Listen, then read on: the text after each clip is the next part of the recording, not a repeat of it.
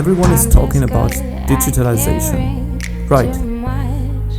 But the analog and the understanding of functional basic principles has probably never been more important than in digitalization. Is it too much to ask that we are mine? In our practical Waxup courses, we will of course always show how the functional concept according to Slavicek can also be transferred in digitalization.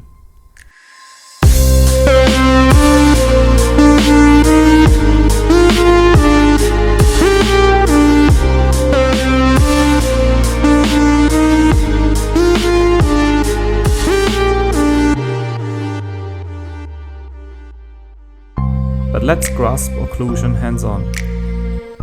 We send each participant a case, this case, and work out live all parameters such as occlusal plane, sequential guidance, or retrusive control step by step together.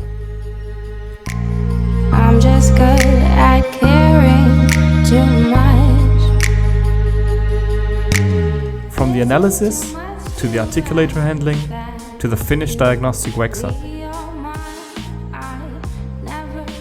Reserve your place in the live webinar and we will send you the documents, casts, and let's tackle the Class 1 procedure together.